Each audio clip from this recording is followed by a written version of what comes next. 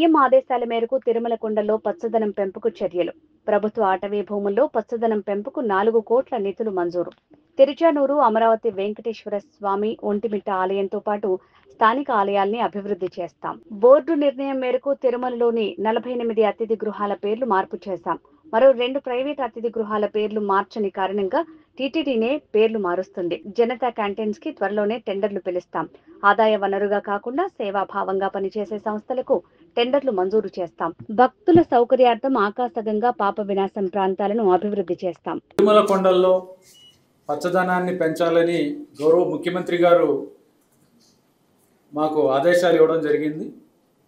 మీకు తెలిసిన విషయమే. ఇది ఒకటి టీటీడీ పరిధిలో కొంత అటవీ ప్రాంతం ఉంది. టీటీడీకి బయట స్టేట్ ఫారెస్ట్ డిపార్ట్మెంట్ దగ్గర ఎక్కువగా ఉంది. రెండు కూడా ప్రణాళికలు రచించి వాటిని ఇంప్లిమెంట్ చేయాలనేది డైరెక్షన్ ఇచ్చిన తర్వాత టీటీడీ తరపు నుంచి మేము ఆల్రెడీ చేయడం మొదలెట్టాము.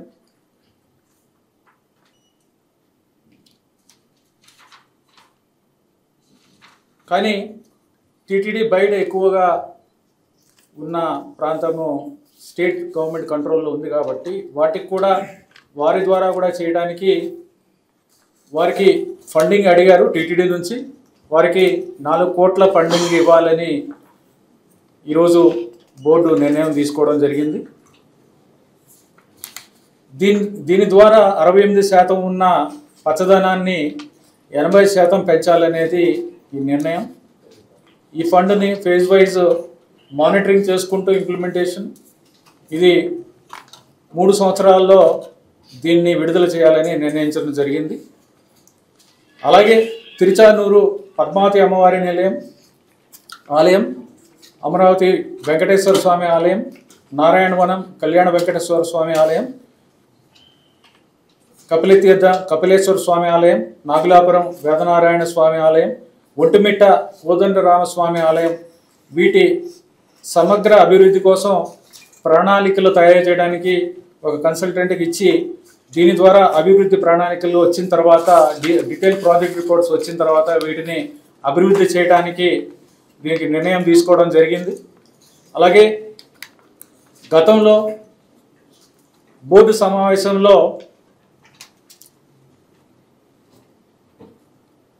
ఈ విశ్రాంత భవనాలు ఏవైతే ఉన్నాయో ఈ కాటేజెస్, గెస్ట్ హౌసెస్ వీటికి వేరే వేరే కంపెనీల పేర్లు ఉన్నాయి. ఈ కంపెనీల పేర్లు ఉండకూడదు. ఈ ప్రాంతం యొక్క పవిత్రతని ప్రతిబింబించేలా ఉండాలి, ఆధ్యాత్మికతని ఇది రిఫ్లెక్ట్ చేయాలనే ఉద్దేశంతో ఒక నిర్ణయం తీసుకోవడం జరిగింది. వీటిల్లో 75 పేర్లను కూడా టీటీడీ ఎంపిక చేయడం జరిగింది. ఈ నిర్ణయం మేరకు 45 విశ్రాంత గృహాల్లో ఈ భవనాల పేర్లు మార్పు చేయడం జరిగింది. దీంట్లో 42 మంది టీటీడీ సూచించిన పేర్లని మార్పు చేశారు. 3 ఇంకా మార్పు చేయడానికి మిగిలి ఉన్నాయి. ఒకటి దాంట్లో ఇండియన్ ఆర్మీకి చెందినది ఒకటి ఉంది. దాన్ని వారితో చర్చించి నిర్ణయం తీసుకుంటాము. మిగిలిన 2 ప్రైవేటు విశ్రాంతి గృహాలు ఉన్నాయి. వారు స్పందించలేదు. వాటిని కూడా టీటీడీ తరపు నుంచి మేమే స్వయంగా దాన్ని మార్చాలనేది నిర్ణయం తీసుకోవడం జరిగింది. అలాగే బిగ్ క్యాంటీన్లు, జనతా క్యాంటీన్లు ఏవైతే ఉన్నాయో గతంలో క్వాలిటీ మీద ఒక ఇంపార్టెన్స్ లేకుండా, ప్రాధాన్యత లేకుండా ఎవరు ఎక్కువ టీటీడీకి ఆదాయం ఇస్తారో వారికి ఇవ్వడం జరిగింది. ఈ ఆదాయం ప్రాతిపదికగా టెండర్ పిలవడం వలన అందరూ కాంపిటీషన్లో ఎక్కువ రేటు వేయటం, ఎక్కువ రేటు ప్రజల నుంచి ఛార్జ్ చేయడం, వచ్చిన వారికి తినడానికి వచ్చిన వారికి, అలాగే క్వాలిటీ కూడా సరిగ్గా లేకపోవడం జరుగుతుంది. అందుకని గతంలో బోర్డు ఒక నిర్ణయం తీసుకోవడం జరిగింది. ఏమిటంటే మనకి రెవెన్యూ ఫోకస్ కాదు, రెవెన్యూ అనేది మనకి ప్రాధాన్యత కాదు. రెవెన్యూ అనేది రావాలి కానీ ఒక రీజనబుల్ రెవెన్యూ ఉండాలి. ఆ రెవెన్యూ ఫిక్స్ చేసుకుని ఎంత ఇవ్వాలి, ఎంత ఆదాయం టీటీడీకి ఇవ్వాలని అది దాని మీద టెండర్ చేయము. దాని మీద మనము లాభం పొంది భక్తులకు అసౌకర్యం కలిగించకూడదనే ఉద్దేశంతో ఒక నిర్ణయం తీసుకోవడం జరిగింది. అంటే రెవెన్యూ అనేది ఫిక్స్ చేసేసి తర్వాత ఎవరైతే క్వాలిటీ ఇవ్వగలరో వాళ్ళకున్న ఎక్స్పీరియన్స్ని బట్టి, వాళ్ళకున్న క్వాలిటీ పారామీటర్స్ చూసుకుని, వాళ్ళకున్న టర్నోవర్ని చూసుకుని, వాళ్ళకున్న వివిధ ప్రాంతాల్లో వాళ్ళు ఏమేమి చేస్తున్నారు ఏంటి, వాళ్ళ రెప్యుటేషన్ ఏంటి, ఇవన్నీ చూసుకుని అలాంటి వారికే ఇవ్వాలి అనేది కూడా నిర్ణయం చేయడం జరిగింది. దానికి సంబంధించి లైసెన్స్ ఫీజు ఎవరెవరు ఎంత పేమెంట్ చేయాలి దాన్ని ఫిక్స్ చేసి టెండర్లో అది పెట్టడం జరుగుతుంది. ఆ టెండర్లో పెట్టిన తర్వాత మనము ఆ క్వాలిటీ పారామీటర్కి సంబంధించిన వాళ్ళ రికార్డులు అవి మనకి ఇస్తారు. దాన్ని బట్టి ఎవరి క్వాలిటీ ఎక్కువ ఉందనేది చూడటం, అలాగే శాస్త్రస్థాయిలో కూడా మనం వెళ్ళి దాన్ని పరిశీలించి, ఒక టీం వెళ్ళి పరిశీలించి ఎలా ఉన్నాయనేది కూడా చూసుకుని, వారు వేరే చోట నిర్వహిస్తున్నప్పుడు ఎలా చేస్తున్నారు అనేది చూసుకుని, వాళ్ళకి ఏమైనా బ్రాండ్ రికగ్నిషన్కి అవార్డ్స్ ఏమైనా వచ్చాయా, వాళ్ళకి ఎలా ఉన్నాయి, వాళ్ళ రేటింగ్స్ ఏమున్నాయో ఇవన్నీ కూడా చూసుకున్న తర్వాత ఎవరికి ఇవ్వాలనేది బోర్డులో నిర్ణయం తీసుకోవడం జరుగుతుంది. తద్వారా నాణ్యమైన ఫుడ్ని, మనం ఆహారాన్ని ప్రజలకు ఇవ్వాలి, భక్తులకి అందించాలి, ఒక మంచి ఫుడ్ని మనకి మంచి ఆహార పదార్థాలు ఇవ్వాలనే ఉద్దేశంతో, మంచి నాణ్యమైన ధరకి ఇవ్వాలనే ఉద్దేశంతో ఇది మంచి నిర్ణయం తీసుకోవడం జరిగింది. అలాగే ఆకస్మికంగా పాప వినాశనం ప్రాంతాలకు చాలామంది భక్తులు వస్తారు. మీ అందరికీ తెలిసిందే, 10,000 నుంచి రోజుకి 15,000 మంది భక్తులు వస్తూ ఉంటారు. ఇక్కడంతా కూడా ఇక్కడ వాతావరణం చూస్తే మనకి చాలా గందరగోళంగా కనిపిస్తుంది. ఇక్కడ పార్కింగ్ అనేది సరిగ్గా లేదు, వాహనాలు పెట్టుకోవడానికి పార్కింగ్ సరిగ్గా లేదు, ఆర్గనైజ్డ్గా లేదు. ట్రాఫిక్ కూడా చాలా ఇబ్బందులు పడుతున్నాము, ట్రాఫిక్ కూడా చాలా ఇబ్బందులు వస్తున్నాయి. ఆ తర్వాత నడకదారిలో వచ్చేవాళ్ళు కానీ నడిచే వాళ్ళకి కూడా వాళ్ళకి చాలా ఇబ్బందులు ఉన్నాయి. తర్వాత ప్రాపర్ సైనేజ్ ఏది ఎక్కడికి వెళ్ళాలి ఏమిటనేది కూడా వాళ్ళకి ప్రాపర్గా లేదు. అక్కడ అన్ని షాప్స్ అన్నీ కూడా చాలా అనార్గనైజ్డ్గా ఉంటాయి. ఇక్కడ అన్ని దుకాణాలన్నీ కూడా కొన్ని పర్మిషన్లు ఫారెస్ట్ డిపార్ట్మెంట్ నుంచి ఇచ్చినా సరే అవన్నీ కూడా అనార్గనైజ్డ్గా ఉన్నాయి. చూడటానికి కూడా బాగాలేదు. ఆధ్యాత్మిక వాతావరణాన్ని రిఫ్లెక్ట్ చేసేలా ఉండాలి, పవిత్రతను రిఫ్లెక్ట్ చేసేలా ఉండాలి. అందుకని దాని మీద కూడా ఒక కన్సల్టెంట్ని ఎంగేజ్ చేయడం ద్వారా అక్కడ ప్రణాళిక రూపొందించడానికి, కాన్సెప్ట్ ప్లాన్కి ఇక్కడ ఎకలాజికల్ ఎన్హాన్స్మెంట్ అంటే ఇదంతా కూడా ఫారెస్ట్ డిపార్ట్మెంట్ పరిధిలో ఉన్నదని మీ అందరికీ తెలుసు. ఇది కూడా దృష్టిలో పెట్టుకుని ఏ విధంగా దీన్ని అభివృద్ధి చేయొచ్చు, ప్రజలకి మెరుగైన సదుపాయాలు ఇవ్వచ్చు అనేది కూడా నేను ఈరోజు డిస్కస్ చేసి దాని మీద నిర్ణయం తీసుకొని ప్రణాళిక రూపొందించడానికి ఒక కన్సల్టెంట్ కూడా, ఆర్కిటెక్ట్ కూడా ఇవ్వడానికి చేయడం జరిగింది. అలాగే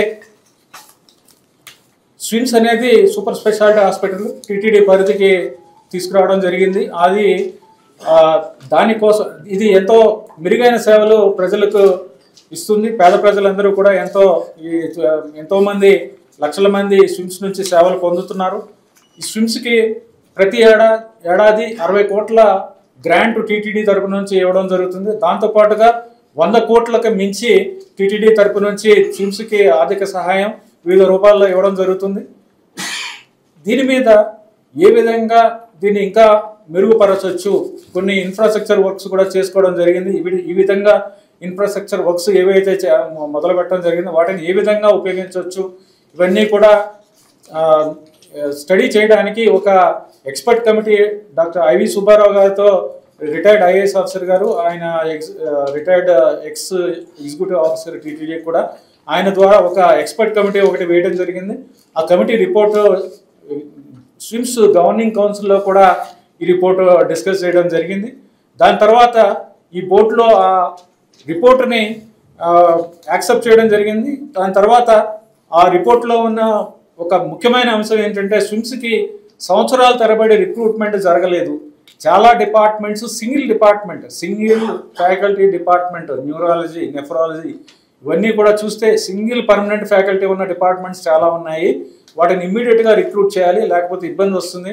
మనము ఏది చేసినా సరే మంచి క్వాలిటీతో చేయాలి. స్విమ్స్ని ఒక మంచి నేషనల్ లెవెల్లో గ్లోబల్ లెవెల్ ఇన్స్టిట్యూట్ కింద నిలపాలి అనేది ముఖ్యమంత్రి గారి ఉద్దేశం. దానికి తగ్గట్టుగా బోర్డు కూడా చాలా మంచి నిర్ణయం ఇవాళ తీసుకోవడం జరిగింది.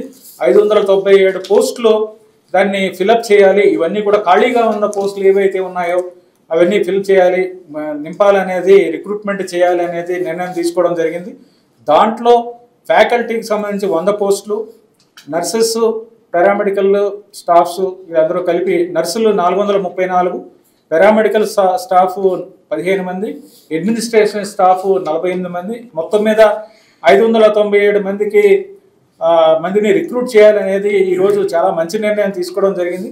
దీనివలన టీటీడీ మీద 71 కోట్లు అదనంగా ఆర్థిక భారం పడుతుంది. అంటే 60 కోట్లతో పాటు ఇంకొక 71 కోట్లు అదనంగా ఇవ్వాల్సి వస్తుంది. మొత్తం మీద 131 కోట్లు అదనంగా మనకి మొత్తం మీద భారం ఉన్నా సరే ఇది పేద ప్రజలకి మెరుగైన సేవలు అందించాలి, మంచి క్వాలిటీ సర్వీస్ ఇవ్వాలనే ఉద్దేశంతో దీన్ని అప్రూవ్ చేయడం జరిగింది. దీని ప్రకారం కూడా త్వరలో మేము రిక్రూట్మెంట్ కూడా స్టార్ట్ చేయడం జరుగుతుంది. దీంతో పాటుగా శ్రీవారి వైద్య సేవ అనేది చాలామంది డాక్టర్స్ ప్రొఫెషనల్స్ ఈ వైద్య సేవ అందించడానికి వాలంటీర్గా ఎలా అయితే శ్రీవారికి మనకి వాలంటరీ వ్యవస్థ ఉందో ఆ విధంగా ఇవ్వడానికి చాలామంది ముందుకు వస్తున్నారు. దానికి కూడా శ్రీవారి వైద్య సేవ పేరు మీద వారందరికీ కూడా ఇవ్వడానికి సేవ చేయడానికి అవకాశం ఇవ్వడానికి ముఖ్యమంత్రి గారు కూడా గతంలో చెప్పడం జరిగింది. ఇక్కడికి వచ్చినప్పుడు వారు డైరెక్షన్ కూడా ఇవ్వడం జరిగింది. దాని ప్రకారం గవర్నింగ్ కౌన్సిల్లో నిర్ణయం తీసుకున్నాము స్విమ్స్కి సంబంధించి. అలాగే ఇవాళ గవర్నింగ్ టీటీడీ బోర్డులో కూడా ఈ విధంగా నిర్ణయం తీసుకున్నాం. దాంతోపాటుగా వాలంటీర్స్ని శ్రీవారి సేవకి వాలంటీర్స్ని కూడా తీసుకుని ఆ వాలంటీర్స్ ద్వారా ఇక్కడ సేవలు పొందడానికి వచ్చిన ఎవరైతే పేద ప్రజలు ఉంటారో చాలామంది చదువుకునే వాళ్ళు కొద్దిగా నాలెడ్జ్ అంత తెలియని వాళ్ళు అక్కడ ప్రాంతాలు తెలియని వాళ్ళు వీళ్ళందరూ వస్తారు. వాళ్ళకి గైడ్ చేసి ఏ విధంగా వాళ్ళకి సేవలు అందించడానికి ఎక్కడెక్కడికి వెళ్ళాలి, సేవలు పొందాలంటే ఎక్కడికి వెళ్ళాలి, ఇవన్నీ కూడా వాలంటీర్స్ వాళ్ళకి అసిస్ట్ చేయడానికి కూడా ఆ వాలంటీర్ సేవను కూడా ప్రారంభించడం జరిగింది. ఇప్పటికే దాని మీద కూడా ఈరోజు నిర్ణయం తీసుకోవడం జరిగింది. అన్ని మతస్థులని బదిలీ చేయాలనేది టీటీడీ బోర్డు ఇప్పటికే నిర్ణయం చేయడం జరిగింది. ఇప్పటిదాకా 29 మంది అన్ని మతస్థులు ఇక్కడ నాన్ హిందూస్ టీటీడీలో పనిచేయడం జరుగుతుంది. వీరందరినీ కూడా గవర్నమెంట్కి మేము వేరే డిపార్ట్మెంట్స్ పంపించడం అనేది ఎక్స్ప్లోర్ చేయాలని టీటీడీ బోర్డు గతంలో నిర్ణయం చేయడం జరిగింది. దాని ప్రకారం టీటీడీ బోర్డు నిర్ణయానికి తగ్గట్టుగా గవర్నమెంట్కి ప్రపోజల్స్ పంపిస్తే టీటీడీలోనే వేరే డిపార్ట్మెంట్స్లో పెట్టుకోమని మీరు చెప్పడం జరిగింది. దాని తర్వాత బోర్డులో విఆర్ఎస్ వాలంటరీ స్వచ్ఛంద పదవి విరమణ స్కీమ్ అంటే వాలంటరీ రిటైర్మెంట్ స్కీమ్ ఒకటి ప్రపోజ్ చేయమని చెప్పడం జరిగింది. దాని ప్రకారం వాలంటరీ రిటైర్మెంట్ స్కీమ్ కూడా ఈరోజు ఆ స్కీమ్ కూడా అప్రూవ్ చేయడం జరిగింది. ఆ స్కీమ్ యొక్క డీటెయిల్స్ ఏమిటంటే మొత్తం అన్నీ కాదు, కొన్ని ముఖ్యమైన అంశాలు చెప్తాను. ప్రతి సంవత్సరానికి 45 రోజులు, లేకపోతే మిగిలిన సర్వీస్కి ప్రతి సంవత్సరానికి 45 రోజులు. ఈ రెండిట్లో ఏది తక్కువ వస్తే అది ఇవ్వడం జరుగుతుంది వారికి వాలంటీర్ రిటైర్మెంట్ అప్పుడు. అలాగే ఇది మినిమం 10 lakhs వస్తుంది. ఎవరైనా రిటైర్మెంట్ తీసుకుంటే ఈ స్కీమ్లో 10 లక్షలు మినిమం వస్తుంది. మ్యాక్సిమం బెనిఫిట్ 25 lakhs వస్తుంది. అలాగే వారికి రావాల్సిన బెనిఫిట్స్ ఏవైతే ఉంటాయో statutory benefits, pension, gratuity, leave encashment ఏవైతే రూల్ ప్రకారం ఉంటాయో అవన్నీ కూడా ఏదైతే అప్లికబుల్ ఉందో అవన్నీ కూడా ఇవ్వడం జరుగుతుంది. దీంతో పాటుగా 29 మంది ఎవరైతే ఉన్నారో అందరూ గ్రూప్గా వారు రిటైర్మెంట్కి ఒప్పుకుంటే వారందరికీ కూడా ఒక్కొక్కరికి 50 లక్షలు అదనంగా 5 లక్షలు అదనంగా అందరికీ ఒక్కొక్కరికి ఇవ్వడం జరుగుతుంది. అది ఈరోజు ఈ స్కీమ్ అప్రూవ్ చేయడం జరిగింది. దీని తర్వాత ఈ స్కీమ్ని ఈ ఉద్యోగస్తులతో వారితో కూడా చర్చించడం జరుగుతుంది.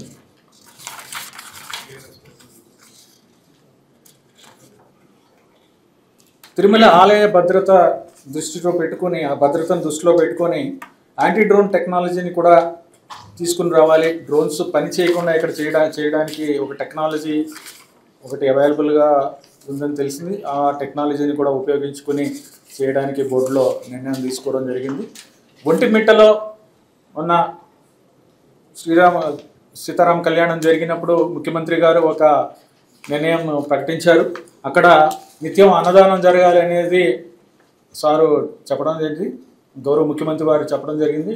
దాని నిర్ణయం ప్రకారం త్వరలోనే ఇక్కడ ముఖ్యంగా మాకు ఉన్న ఇబ్బంది ఏంటంటే ఇక్కడ బిల్డింగ్ అనేది కావాల్సినంత సైజులో ఉన్న బిల్డింగ్ లేదు. దానికి టెంపరీగా ఒక బిల్డింగ్ ఏదన్నా సరే ఒక టెంపరీ స్ట్రక్చర్ అన్నా పెట్టి అక్కడ అన్నదానం అనేది త్వరలోనే మొదలు పెట్టాలనేది ఇవాళ నిర్ణయం కూడా బోర్డులో తీసుకోవడం జరిగింది. అలాగే రాజధానిలో ఉన్న రెండవ ముఖ్యమైన టీటీడీ దేవాలయం తుళ్ళూరు మండలంలో అనంతవరంలోని టీటీడీ దేవాలయం, దీన్ని కూడా సమగ్రంగా అభివృద్ధి చేయడానికి, వెంకటేశ్వర స్వామి ఆలయాన్ని అభివృద్ధి చేయడానికి 10 కోట్లు ఈరోజు దీన్ని అప్రూవ్ చేయడం జరిగింది. ఇటీవలే మీరందరూ కూడా చూస్తుంటారు, స్వామివారికి సంబంధించిన స్వామివారిని కీర్తిస్తూ గోవిందనామాల ఈ భజన ఇవి ఉన్నాయో, ఈ సాంగ్ ఏదైతే ఉందో దీన్ని వక్రీకరించి డిడి నెక్స్ట్ లెవెల్ మూవీ నుంచి ఒకరు వక్రీకరించి భక్తుల మనోభావాలు దెబ్బతినేలాగా దీన్ని కంపోజ్ చేసి యూట్యూబ్లో రిలీజ్ చేయడం జరిగింది. దీని మీద కూడా లీగల్ చర్యలు తీసుకుంటామని లీగల్ నోటీస్ కూడా ఇవ్వడం జరిగింది. దాంతోపాటు ఈ గీతం ఏదైతే ఉందో, ఈ భజన ఏదైతే ఉందో, ఈ గోవిందనామాల మీద ఇది టీటీడీకి రైట్ కూడా ఉంది. ఎందుకంటే ఇది ఆల్రెడీ మేము దాన్ని రికార్డ్ చేసి యూట్యూబ్లో ఆన్లైన్లో కూడా పెట్టడం జరిగింది. దీని మీద కూడా కాపీరైట్ వైలేషన్ మీద కూడా వారికి నోటీస్ ఇవ్వడం జరిగింది, లీగల్ నోటీస్. మీకు దానికి రిప్లై వచ్చిన తర్వాత దాని మీద తదుపరి చర్యలు ఏం తీసుకోవాలనేది కూడా నిర్ణయం తీసుకోవడం జరుగుతుంది. భవిష్యత్తులో ఇటువంటివి ఏమైనా చేసినా కూడా టీటీడీ గట్టిగా చర్యలు తీసుకుంటుంది, క్రిమినల్ చర్యలు కూడా తీసుకుంటాము. ధన్యవాదాలు. ఓం నమో వెంకటేశ్వర. చూడాలి, ఇజ్రాయెల్ది టెక్నాలజీ ఒకటి ఉందని చెప్పారు. చాలా టెక్నాలజీస్ ఉన్నాయి, అవి ఒకసారి స్టడీ చేస్తాము, ఏమేమి టెక్నాలజీస్ ఉన్నాయని చూసి దాని మీద బోర్డులో నిర్ణయం తీసుకోవడం. రాజధానిలో 10 కోట్లకు సంబంధించి రష్ ప్రపోజల్స్ ఇంతకుముందు ఒకసారి వచ్చి వెనక్కి వెళ్ళిపోయింది ప్రపోజల్స్. ఇది కాదు, ఇది వేరేది కదా, అనంతపురం ఇది వేరే టెంపుల్. అమరావతిలో ఉన్న వెంకటాపురంలో ఉన్నదానికి ఆల్రెడీ ఇంతకుముందు చెప్పా కదా, అది కన్సల్టెంట్ని పెట్టి ఇప్పుడు ఉన్న ఆలయం ఏదైతే ఉందో దాన్ని చిన్నది చేయడం జరిగింది. దాన్ని పెద్ద ఆలయం ఒరిజినల్ ప్లాన్ ఏదైతే ఉందో దాని ప్రకారం కట్టి బయట ఇంకా ఫెసిలిటీస్, పిల్గ్రిమ్ ఎమ్యూనిటీస్ సెంటర్ ఇవన్నీ కూడా అర్చకులకి ఉన్న ఇది అడ్మినిస్ట్రేటివ్ బిల్డింగ్, అర్చకులకు ఒక బిల్డింగ్, తర్వాత పిల్గ్రిమ్ వెయిటింగ్ హాలు, ఇంకా అన్నప్రసాదం కాంప్లెక్స్, ఇవన్నీ కూడా చేయాల్సినవి ఉన్నాయి. ఇవన్నీ కూడా చేయడానికి ముఖ్యమంత్రి గారు పోయినసారి రివ్యూ మీటింగ్లో ఏమన్నారంటే, ఆయనకి అంతా చూపించిన తర్వాత ఇది ఇంకా బాగా చేయాలి, దీన్ని బౌండరీ వాల్ కూడా ఏదైతే కాంపౌండ్ వాల్ ఉంది కదా అది కూడా చాలా ఆర్డినరీగా ఉంది, దీన్ని మంచి స్టాండర్డ్లో చేయాలని చెప్పి ఒక మంచి కన్సల్టెంట్ తీసుకోమన్నారు. అందుకే ఈరోజు బోర్డులో కూడా అప్రూవ్ చేయించుకున్నాము. బోర్డులో అప్రూవ్ అయిన తర్వాత ఆ కన్సల్టెంట్ని ఎవరైనా తీసుకుని కాంప్రహెన్సివ్గా ఒక మంచి స్టాండర్డ్లో చేయాలనే ఉద్దేశంతో ఇది చేయడం జరిగింది. ఇది ఏదండి స్టేట్ విజిలెన్స్ నివేదిక ఇంకా మాకు రాలేదు, రాష్ట్ర ప్రభుత్వం నుంచి మాకు రాలేదు. ఇంకా టీటీడీ ఆగమ సలహా మండలి మార్పు చేయడం జరిగింది. అది ఇష్యూ చేయలేదా ప్రెస్ రిలీజ్? సిపిఆర్ గారు ఇంకా అవ్వలేదు, ఇంకా నేను సైన్ చేశాను, అది రిలీజ్ చేస్తాం. అది ఇష్యూ ఏమైంది, ఇష్యూ చేయలేదు, వస్తుందండి, అది అప్రూవ్ అయిపోయింది. అది శ్రీవారి దర్శనానికి ఏఐ విధానం ప్రవేశపెట్టడానికి కాలం పట్టొచ్చు. అది గూగుల్కి మొన్న అప్రూవ్ చేయడం జరిగింది. గూగుల్ ఎంఓయూ చేసుకున్నాము మొన్ననే. తర్వాత టీసీఎస్ వాళ్ళు కూడా దాని మీద స్టడీ చేస్తున్నారు. స్టడీ చేసి మేబీ 3-4 నెలల్లో వాళ్ళు ఏదైనా రికమెండేషన్ ఏమన్నా చేయొచ్చు. ముఖ్యంగా మనకున్న కన్స్ట్రెయింట్ ఏంటంటే డేటా అనేది ప్రాపర్గా లేదు, అంతా మాన్యువల్గా మెయింటైన్ చేయడం జరిగింది. ఏ టెక్నాలజీలో చేయాలంటే డేటా కంపైల్ చేయడం అనేది చాలా ఇంపార్టెంట్. ఆ డేటా అనేది లేదు. కొంతవరకు గత 6-10 నెలల్లో మనం డేటా అనేది కొంతవరకు బిల్డప్ చేయడం జరిగింది కొంత టెక్నాలజీ ఉపయోగించి. సో వారికి ఇది ఒక పెద్ద ఛాలెంజ్. సో చేస్తారు వాళ్ళు. Sir, ఈ నాన్ హిందూస్ కి సంబంధించి TTD board had recommended to the government to take the non-Hindus into the government's fold. Has the government turned down the TTD's plea and when it suggests that TTD should accommodate?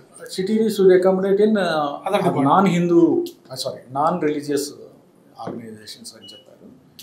So దాని తర్వాత బోర్డులో ఇది వేరే డిపార్ట్మెంట్లో తీసుకోవడానికి అంత డిపార్ట్మెంట్స్లో ఇబ్బంది. But అది టీటీడీలో ప్రమోషన్స్ లో గత 5 ఏళ్ళుగా నిలిచిపోయిందని చెప్పి ఉద్యోగస్తులు. అవును, దానిపైన త్వరలోనే ప్రమోషన్లు కూడా టేకప్ చేస్తాము. ప్రమోషన్లు నిలిచిపోవడానికి ముఖ్యమైన కారణం ఏంటంటే రూల్ ఆఫ్ రిజర్వేషన్ ఇష్యూ మీద కొన్ని కోర్టు నిర్ణయాలు ఉన్నాయి. దాని మీద ఏకాభిప్రాయం కుదరలేదు. దాని మీద లీగల్గా కూడా కొన్ని ఇష్యూస్ వచ్చాయి. ఇది గవర్నమెంట్కి రిఫర్ చేశాము కొన్నిటి మీద క్లారిఫికేషన్ ఇమ్మని.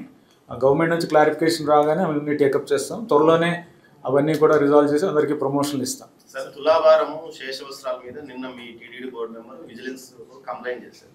అంటే గతంలో కూడా లాస్ట్ పాలక మండలి సమావేశం ముందు కూడా ఆయన ఇదే విషయాన్ని చెప్పాడు. గతంలో 2019-24 మధ్య కాలంలో ఏదైతే తులాభారం ఇష్యూలో చాలా తక్కువగా అమౌంట్ చూపించినారు. దీనిపైన ఏమన్నా మీరు లాస్ట్ పాలక మండలి సమావేశానికి ముందు కూడా ఇష్యూలు లేవనెత్తాడు సార్.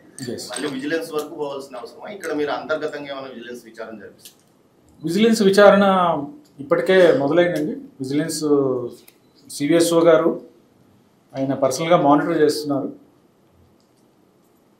దాని మీద విజిలెన్స్ ఎంక్వైరీ జరుగుతుంది. తేడా ఏమైనా ఉంది సార్? అప్పటికి ఇప్పటికి ఆదాయం అప్పుడు తక్కువ చూపించారా, ఇప్పుడు ఎక్కువ చూపించారా?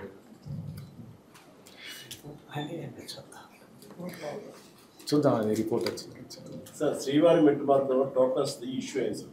అదే తరహాలో అలిపిరిలో ఏమన్నా నడకదారి భక్తులకు టోకన్స్ ఏమైనా ఇచ్చామా? అంటే మనకి ఎక్కడన్నా ఇస్తే ఇంకో చోట తగ్గించాల్సి వస్తుంది. మనకున్న కెపాసిటీని బట్టి మనం అన్లిమిటెడ్గా ఇవ్వలేం కదా. అందుకని దాని మీద మేము ఆలోచిస్తున్నాము ఏం చేయాలని. బోర్డులో కూడా పెట్టి ఇచ్చారు. అప్పటికి ఎస్ఎస్డి లేదు కదా. ఎస్ఎస్డి పెట్టిన తర్వాత ఈ నంబర్లన్నీ కలిపి ఉన్న కెపాసిటీని బట్టే ఇస్తారు. ఎక్కడ ఇస్తారా, కాలినడకని ఇస్తారా, లేకపోతే ఎస్ఎస్డి కింద ఇస్తారా, ఇవన్నీ కూడా నంబర్ ఫిక్స్డ్. దాంట్లోంచే ఇక్కడ నుంచి అక్కడ ఎక్కువ చేస్తే ఇక్కడ కట్ చేయాలి, ఇక్కడ కట్ చేస్తే ఇక్కడ అన్హ్యాపీగా ఫీల్ అవుతారు. అందుకని ఆల్రెడీ శ్రీవారి మెట్టులో మొదలు పెట్టాము. ఇంతకుముందు శ్రీవారి మెట్టులో కోటా కింద ఇచ్చేవారు కానీ ఎన్ఫోర్స్ చేసేవారు కాదు. అది గత 10 నెలల్లో దాన్ని ఎన్ఫోర్స్ చేయడం మొదలెట్టాము శ్రీవారి మెట్టుది. బట్ ఇక్కడ చేయడానికి ఏంటంటే అంత 4,000-5,000 కట్ చేసి మనకు ఉన్న దాంట్లో ఎస్ఎస్డి టికోయిన్స్ డిమాండ్ చాలా ఎక్కువగా ఉంటుంది. అక్కడ ఉన్న దాంట్లో పెంచాలి కానీ తగ్గించడం అనేది మంచిది కాదు అనే దాని మీద నిలిచిపోయింది. అది స్టడీ చేస్తున్నాం.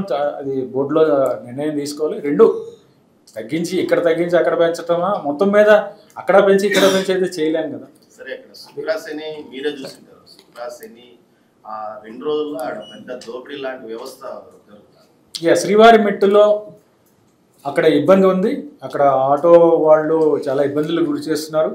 అది ముఖ్యంగా పోలీస్ వ్యవస్థ నుంచి, పోలీసు విభాగం నుంచి వారు దాని మీద చర్యలు తీసుకుంటున్నారు. మధ్యలో సడన్గా ఇలాంటివి కంట్రోల్ తప్పి ఇలాంటివి జరుగుతున్నాయి. బట్ దానికి ఒక పర్మనెంట్ సొల్యూషన్ ఒకటి చేయాల్సిన అవసరం ఉంది. దానికి పర్మనెంట్ సొల్యూషన్ ఒకటి మేము త్వరలోనే ఒక వారం 10 రోజుల్లో దానికి ఒక పర్మనెంట్ సొల్యూషన్ కూడా దాని మీద చర్చిస్తున్నాము.